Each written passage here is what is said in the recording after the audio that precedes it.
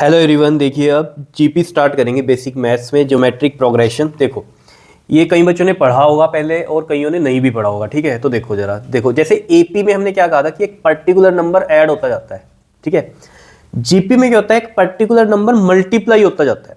जैसे एग्जाम्पल, जैसे इसमें समझो, जैसे ये मैंने नंबर लिखा 1, इसमें मैं एक पर्टिकुलर नंबर मान लो 2 से मल्टीप्लाई कर रहा हूँ। जैसे 2 से इसको मल्टीप्लाई करो तो क्या आएगा, 2 आएगा। फिर मैंने एक पर्टिकुलर नंबर क्या लिया है, 2। ठीक है, उसी को मल्टीप्लाई कर रहा हूँ। अब देखो, अब इसमें 2 से मल्टीप्लाई करो, क्या आएगा, 2 2 ज़ा 4।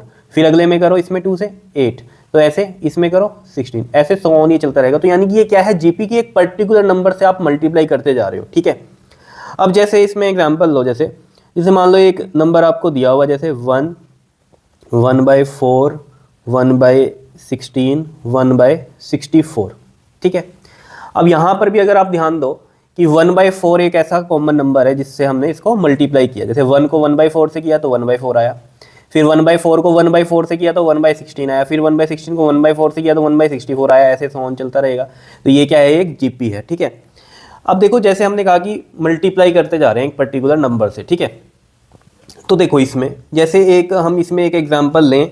जैसे मान लो मैंने लिया एक एग्जांपल 2, 4, 8, 16 एंड सो ऑन। अब हमें ये पता करना है कि ये जीपी है या नहीं है। ठीक है, तो वो जो पर्टिकुलर नंबर हम कह रहे थे ना यहाँ पर मल्टीप्लाई करते जाते, जैसे इसमें 2 था, इसमें 1/4 था। ठीक है, तो इसमें वो पर्टिकुलर नंबर क्या है, वो निकालने का तरीका क्या है, इसको हम बोलते हैं आर, कॉमन रेशो बोलते हैं उसको। ठीक है, जो ये कॉमन नंबर हम बोल रहे थे, इसमें 2 था, इसमें 1/4 था, कॉमन रेशो होती है। ये कैसे निकलती है, ये निकलती है सेकंड डिवाइड बाय फर्स्ट। तो 4/2 कितना आया, 2 आया। फिर थर्ड डिवाइड बाय 2, 8/4, ये भी कितना आया, 2 आया। फिर ये फोर्थ डिवाइड बाय 3, 16/8, कितना आया, 2 आया। तो ये देख लो, ये हमारे पास सेम आ रहा है। तो यानी कि ये क्या है, जीपी है। क्लियर है, इनमें भी आप देख सकते हो 2/1 2, 4/2 2, 8/4 2, तो 2 आ रहा था। इसमें भी 1/4/1 1/4, 1/16 अपॉन में 1/4 करोगे तो देखो 4 4 था 16, तो कितना बच रहा है हमारे पास, 1/4 ही बच रहा है। तो ये चीज़ है कि इस तरीके से हम इसका वो कॉमन नंबर निकाल सकते हैं, जिसको हम बोलते हैं कॉमन रेशो। रेशो क्यों बोलते हैं, क्योंकि डिवाइड करके आ रहा है, सेकंड डिवाइड बाय फर्स्ट। और एपी में क्या था, वो डिफरेंस आ रहा होता है सेकंड माइनस फर्स्ट करके, तो वो तो डिफरेंस होता है।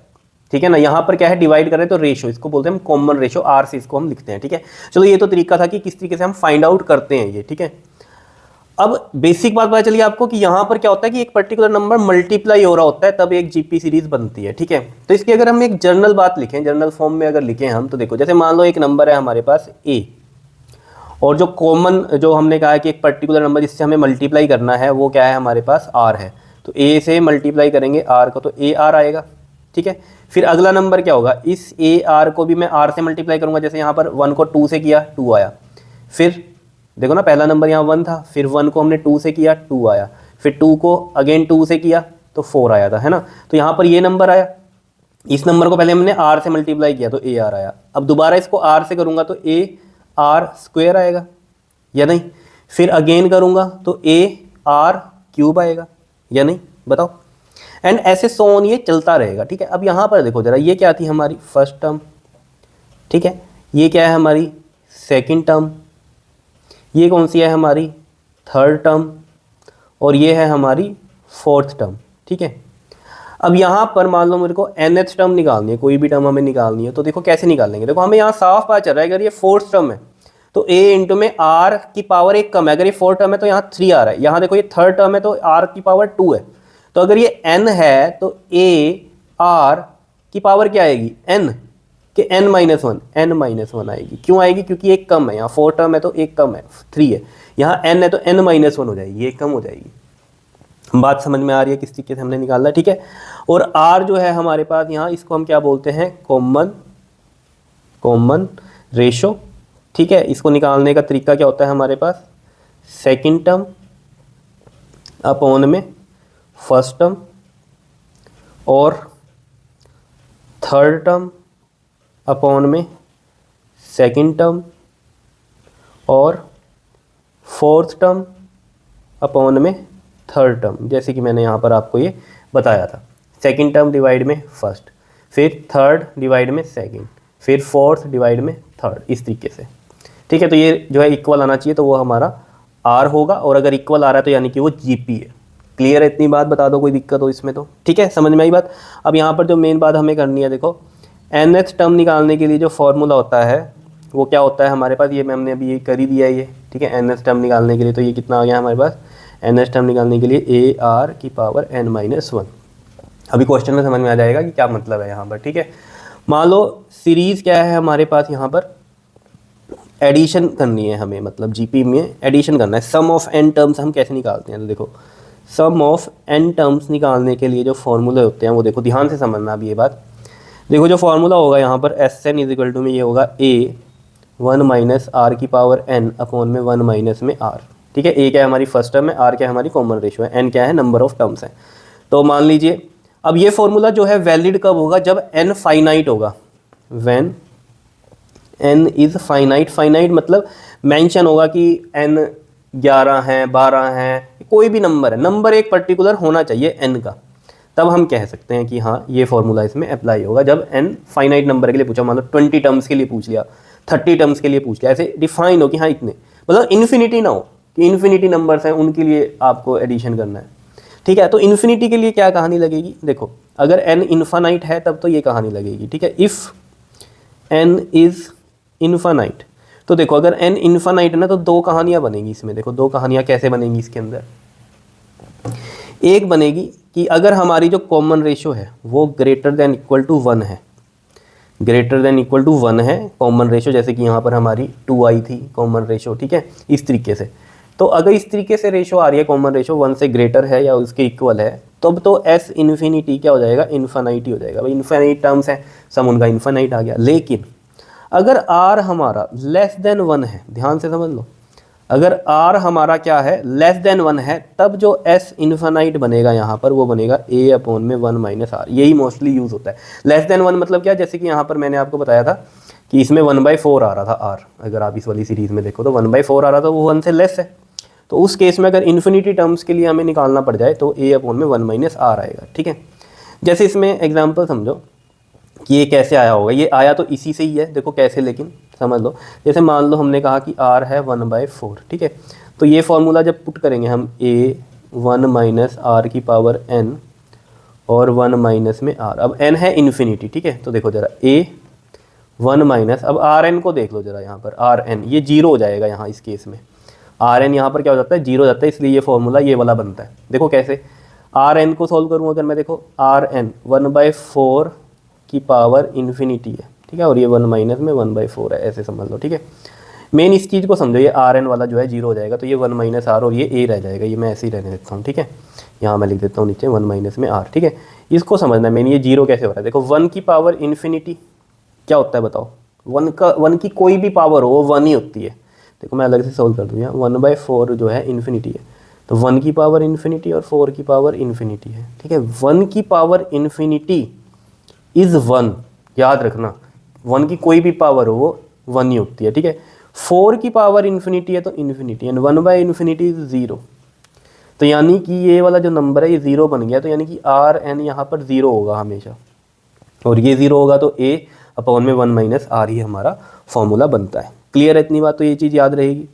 देख लो कहानी क्या है, अगर हमारे पास इन्फानाइट नंबर्स हैं तो दो केस बनते हैं, r हमारा अगर ग्रेटर देन इक्वल टू 1 है फिर तो हमारा ऐसे इन्फिनिटी ही रहेगा, लेकिन अगर r लेस देन 1 है तो ये फॉर्मूला बन जाएगा a अपॉन में 1 माइनस आर। और अगर फाइनाइट है n पर्टिकुलर हमें डिफाइन है कि भैया 20 टर्म्स या 30 टर्म्स, कोई भी कितनी भी टर्म्स हैं, ठीक है, अगर हमारे पास वो डिफाइन है कि इतनी टर्म्स के लिए निकालो तो ये फॉर्मूला लगेगा हमारा, ठीक है। क्लियर है इतनी बात, समझ में आई है कहानी, ठीक है। एक और कहानी इसके अंदर मैं आपको बता दूं, r हमारे पास देखो नेगेटिव भी हो सकता है, पॉजिटिव भी हो सकता है, फ्रैक्शन भी हो सकता है, इंटीजर भी हो सकता है, कुछ भी हो सकता है, ठीक है। जैसे कि मैं यहाँ पर आपको बताऊँ, जैसे मान लो एक सीरीज़ है 1 2 4 8, ठीक है, तो इसमें जो r है हमारा 2/1 4/2 2 ही रहेगा, ठीक है, तो ये पॉजिटिव r है। अगर हमारे पास नंबर है जैसे कि 1 -2 4 -8, तो इसमें देखो -2/1 -2 4/-2 -2, तो r इसमें -2 आ रहा है, देखो पॉजिटिव भी हो गया नेगेटिव भी हो गया, ठीक है। अब अगर मान लो सारे नंबर माइनस में -1 -2 -4 -8, तो यहाँ पर प्लस में आ जाएगा r2। तो यहाँ से एक बात सीखने की पता क्या है, अगर सारे पॉजिटिव हैं तब भी r पॉजिटिव आएगा, अगर सारे नेगेटिव हैं तब भी आर पॉजिटिव ही आएगा, क्योंकि ऑब्वियस वाला जब इसको डिवाइड करोगे तो ये क्या हो जाएगा हमारे पास प्लस में ही रहेगा, ठीक है ना। माइनस में वैसे भी आप समझो कि एक पर्टिकुलर नंबर मल्टीप्लाई हो रहा है, तो जैसे 2 - 2, 2 - 4, 2 - 8 ये होगा, ठीक है, क्लियर इतनी बात। और अगर हमारे पास अल्टरनेटिव है, अल्टरनेटिव मतलब क्या है, एक पॉजिटिव है एक नेगेटिव है, एक पॉजिटिव है एक नेगेटिव है, तो हमेशा माइनस में आएगा आर। देख लो कैसे, 1 में आप -2 मल्टीप्लाई करो -2, फिर अगला -2 मल्टीप्लाई करोगे तो वो प्लस का 4 बनेगा, अल्टरनेटिव में बनता है। तो मतलब याद करने का एक कहानी क्या है इसमें, सेम अगर हमारे पास साइन है तो आर हमेशा पॉजिटिव रहता है, अगर अल्टरनेटिव में है पॉजिटिव नेगेटिव तो आर हमेशा माइनस में आता है, ठीक है, क्लियर है इतनी बात, ठीक। और फ्रैक्शन में भी आ सकती है ये चीज़ें। फ्रैक्शन में कैसे आएंगी, जैसे मान लो ये जैसे यही था यहाँ पर, ये आपको देखा यही था यहाँ पे, है ना, 1/4 आया था, तो फ्रैक्शन में ऐसे भी आ सकता है। तो मतलब फ्रैक्शन भी हो सकती है, इंटीजर्स भी हो सकते हैं, नेगेटिव पॉजिटिव सब कुछ हो सकता है। और क्लियर है इतनी बात, ये समझ में आई जनरल बातें, ठीक है। अब देखो जरा इनके क्वेश्चन से आपको ना कहानी समझ में आएगी। देखो इसमें जैसे मान लो ये हमारे पास एक सीरीज़ है 1, 2, 4 और 8। पहले तो इसमें देखो टर्म निकाल लो, ए कितना है हमारा, फर्स्ट टर्म 1 है, आर कैसे निकलता है, सेकेंड टर्म अपॉन में फर्स्ट टर्म, और ये चेक करो ज़रा, थर्ड टर्म अपॉन में second term, fourth term upon में थर्ड टर्म, तो ये भी 2 आ रहा है, ये भी 2 आ रहा है, ठीक है जी, तो सेम है, तो यानी कि ये क्या है हमारी जीपी है। अब इसमें देखो 10th टर्म निकालनी है, तो देखो हमें पता ही है कैसे निकलती है 10th टर्म। देखो टी एन का फॉर्मूला हमें पता है ARn-1, ठीक है। 10th टर्म निकालनी है यानी कि T10 निकालना है, तो A है हमारे पास 1, R कितना है हमारे पास यहाँ पर 2 है, और N इज़ 10 और ये -1, तो 1 इंटू में 2 की पावर 9। 2 की पावर 9 कितना होता है, सीरीज़ याद है आपको, देखो 2 की पावर 1 2, 2 की पावर 2 3, सॉरी 2 की पावर 2 कितना होता है 4, 2 की पावर 3 कितना होगा हमारे पास 8, 2 की पावर 4 कितना होगा 16, 2 की पावर 5 कितना होगा 32, 2 की पावर 6 कितना होगा 64, 2 की पावर 7 कितना होगा हमारे पास 128, 2 की पावर 8 कितना होगा हमारे पास 256, 2 की पावर 9 कितना होगा 512, और 2 की पावर 10 कितना होता है 1024, ये होता है, ठीक है। तो ये चीज़ें आपको याद रहनी चाहिए। तो 2 की पावर 9 कितना होता है हमारे पास 512, तो यहाँ से कितना आ गया ये हमारे पास 512 आ गया। क्या इतनी बात क्लियर है या नहीं है, बता दो। सिंपल सी कहानियाँ हैं, अगर आपको समझ में आ रही हैं तो बहुत अच्छी बात है, नहीं समझ में आ रही है तो दोबारा वीडियो देख लेना, ठीक है, कुछ भी मुश्किल नहीं है इनमें चीज़ें, ठीक।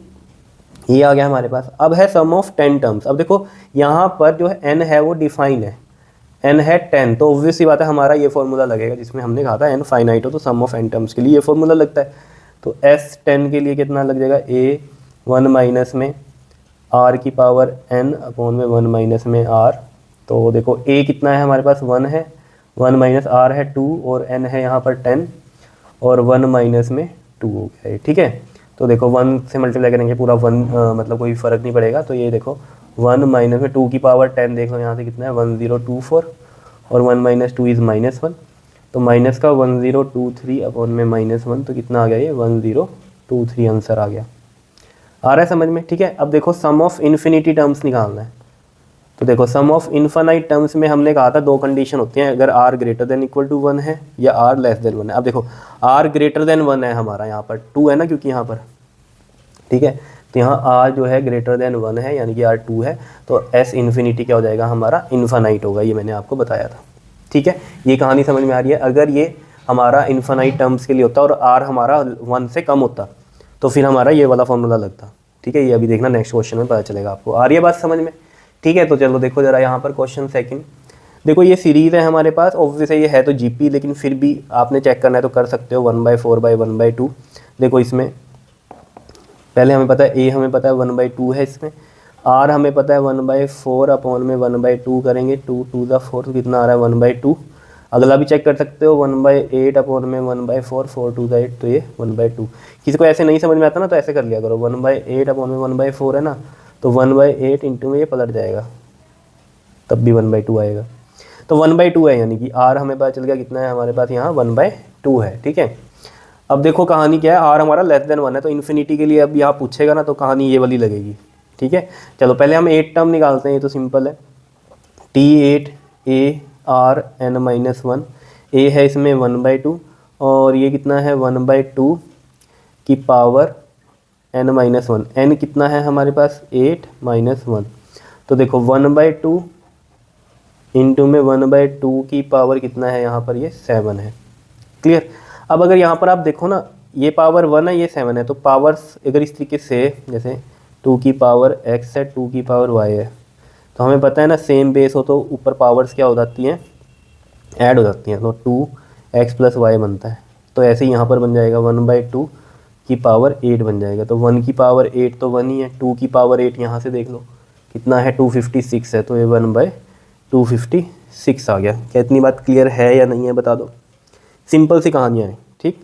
तो ये चीज़ समझ में आ गई आपके, ठीक है। ये फर्स्ट हो गया हमारा। उसके बाद देखो सेकंड, सम ऑफ 10 टर्म्स के लिए निकालना है, तो S10 तो हमें पता ही है, अगर n फाइनाइट है हमारे पास तो फॉर्मूला हमारे पास क्या लगता है, a1 - r की पावर n और 1 - r। तो ये है 1/2, 1 - r इज़ 1/2, उसकी पावर n मतलब 10 और अपॉन में 1 में 1/2। तो देखो यहाँ से 1/2 आएगा, वो इस वाले से 1/2 से कैंसिल हो जाएगा, ये बचा सिर्फ 1 माइनस में 1 की पावर 10, 1 2 की पावर 10 कितना होता है, 1024 होता है। एलसीएम ले लो, 1024, 1024 माइनस में 1, 1023 अपॉन में 1024, ये आ रहा है हमारे पास। बताओ कोई दिक्कत। अब मेन कहानी पता क्या है इसमें, इन्फिनिटी टर्म्स के लिए, इन्फानाइट टर्म्स के लिए सम पूछ रहा है। तो इन्फानाइट टर्म्स के लिए हमें पता है यहाँ r क्या है हमारा, <1 है, क्योंकि 1/2 है r। तो यहाँ फॉर्मूला ये वाला लगेगा, a अपॉन में 1 माइनस में r। तो यहाँ ये चीज़ ध्यान देनी है, कहीं हम समझते हैं ना इन्फानाइट टर्म्स के लिए तो सम हमेशा क्या होगा, इन्फिनिटी होगा। नहीं, अगर r हमारा <1 है तब नहीं होता, तब कुछ वैल्यू आएगी। तो देखो ज़रा, अब ये कितना आएगा हमारे पास, देखो a अपॉन में 1 माइनस r आ रहा है ना, तो a कितना है 1/2 और 1 माइनस में 1/2, तो ये कितना आएगा, 1 आएगा। तो ये चीज़ समझ में आ गई आपके। इन्फानाइट टर्म्स के लिए क्या होगा हमारे पास, यहाँ आंसर 1 होगा। क्लियर है, लेकिन r हमारा <1 है तब ये एप्लीकेबल है। क्लियर है, इतनी बात समझ में आ गए होंगे क्वेश्चन ये, ठीक है, सिंपल ही थे। बताओ, ठीक है। तो इसी में ही हम थोड़े से और क्वेश्चन कर लेते हैं इसमें नेक्स्ट पेज पे, ताकि और ज़्यादा क्लियरिटी हो जाए आप, ठीक है। चलो नेक्स्ट पेज पे चलते हैं। देखो जी, अब ये क्वेश्चन थर्ड देखो, इसमें क्या है हमारे पास, ये सीरीज़ दी हुई है, ठीक है जी। तो पहले तो हम देख लेते हैं ये AP है, GP है, क्या है, ठीक है। तो देखो ज़रा, अगर हमें इस तरीके से क्वेश्चन आ जाए तो हमें कन्फ्यूज़न होगी कि AP है या GP है, ठीक है। तो पहले तो इनका माइनस करके देख लो डिफरेंस, ठीक है, वो सेम नहीं आएगा यहाँ पर, ठीक। तो फिर हमें क्या करना है, रेशो लेके देखनी है। तो रेशो हम कैसे लेंगे, देखो यहाँ पर -1/3 अपॉन में 1, -1/3 आ रहा है, फिर 1/9 अपॉन में -1/3, तो -1/3 आ रहा है, ठीक है। तो यानी कि ये है, ठीक है, GP है। तो GP के लिए अब हमें यहाँ पर फॉर्मूला लगाना है। अब देखो यहाँ पर एक चीज़ हमें समझ में आ गई कि r जो है हमारा <1 है। तो अगर इन्फानाइट टर्म्स के लिए हमें निकालना है तो हमें जो फॉर्मूला पता है वो क्या है हमारे पास, a अपॉन में 1 माइनस r है। r क्योंकि <1 है, माइनस में 1/3 है, ठीक है। तो a यहाँ पर हमें पता है, a कितना है हमारा यहाँ पर 1 है, तो 1 अपॉन में 1 माइनस का 1/3 और n कितना है हमारे, मतलब n तो है ही नहीं यहाँ, 1 माइनस r है, ठीक है। तो ये देखो कितना आ गया हमारे पास, 1 अपॉन में 1 + 1/3, तो ये कितना आ जाएगा, देखो 1 अपॉन में एलसीएम लेंगे 3 + 1, तो ये आ रहा है 1 अपॉन में 4/3, तो ये आ जाएगा हमारा 3/4। इतनी बात क्लियर है या नहीं है बताओ। सिंपल सी कहानी है, ठीक है। तो ये हमारे पास इसका आंसर आ जाएगा इन्फानाइट टर्म्स के लिए सम, ठीक है। अब जैसे ये है, ये भी ऐसा ही है क्वेश्चन। देखो यहाँ पर भी हम इसमें चेक कर लेंगे पहले AP GP वाला, ठीक है। तो GP बनेगी ये हमारी, रेशो निकाल लेंगे इसका, 1/2 आएगा, करके देख लेना ये।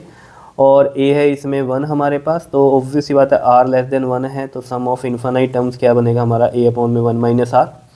a है 1 माइनस में कितना आएगा ये हमारे पास 1/2, तो 1 अपॉन में 1/2, तो कितना आ जाएगा ये, देखो इस तरीके से होता है ये, ऐसे है ना, फिर ये पलट के ऐसे चला जाएगा, तो 2 इज़ द आंसर। बताओ जी, कोई दिक्कत है इसमें तो बताओ। सिंपल से है ना क्वेश्चन, ठीक है। तो लेकिन करने तो ज़रूरी है, क्यों है, क्योंकि यही अटक जाते हैं। अगर कुछ ऐसा आपके पास आ गया तो अटक जाओगे कहीं पर, ठीक है। तो ये चीज़ें समझ में आनी चाहिए, ठीक है। क्लियर है। अब जरा ये इंपॉर्टेंट क्वेश्चन है, इसको देख लेते हैं जरा। देखो यहाँ पर, देखो अब इसमें क्या कह रहा है, सम ऑफ द गिवन सीरीज। अब यहाँ पर सम का हमें फॉर्मूला पता है, क्या होता है, a 1 माइनस में rn अपॉन में 1 माइनस r, ये फॉर्मूला होता है। वो इन्फानाइट टर्म्स के लिए अलग होता है, लेकिन ये इन्फानाइट तो नहीं है। क्यों नहीं है, क्योंकि यहाँ पर ये देख लो, ये टर्म दे दी इसने, तो यानी कि ये कोई ना कोई नंबर है इस टर्म का, ठीक है। तो फॉर्मूला तो यही लगेगा, क्योंकि इन्फानाइट टर्म्स तो नहीं है। लेकिन ये नंबर है कौन सा, n टर्म्स के लिए सम है ना, तो nth टर्म ये है, इसके लिए हम कैसे पता करें कि n क्या है यहाँ पर, तो फॉर्मूला लगाओ, T N is equal to में ए आर एन माइनस में 1। तो टी एन हमने 256 ले लिया ये लास्ट टर्म वाला, और a कितना है इसमें 1 है, और r कितना है इसमें बताओ 2/1 4/2 2, तो r कितना है यहाँ पर 2 है, करके देख लेना r 2 है। तो 2 और n हमें निकालना है, और ये -1। देखो अब यहाँ पर सिंपल सी कहानी है, 2n-1 बन रहा है, ये 256 है। 256 किसकी वैल्यू थी जल्दी से बता दो, 2 की पावर में, याद करो जरा, 256 2 की पावर क्या थी हमारे पास 256 में, आ रहा है कुछ याद, बताओ क्या था, 2 की पावर 8 था, करो याद, 2 की पावर 8 था, तभी मैंने कहा वो याद होना चाहिए आपको, ठीक है। तो अब देखो बेस सेम है तो ये पावर कंपेयर हो जाएंगी, तो 8n-1, तो n कितना आ गया हमारे पास 9 आ गया, तो यानी कि ये हमारी 9th टर्म है ये वाली, ठीक है। तो अगर ये 9th टर्म है तो वो कहते हैं सम ऑफ 9 टर्म्स का ही निकलेगा, ठीक है ना।